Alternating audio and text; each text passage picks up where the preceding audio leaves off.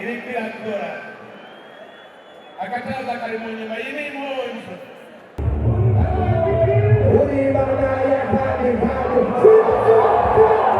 uri bana sina alabani jimira hadi ije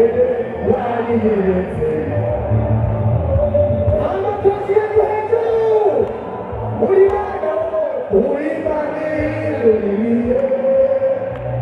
alabani jimira hadi ije wani yete Ukayunye wazurije ubuzima aho nari hebuye abatagendo wazurije inkomezi aho nahora nikunarira umuntu yiritwe gatwenge etagindimo zishime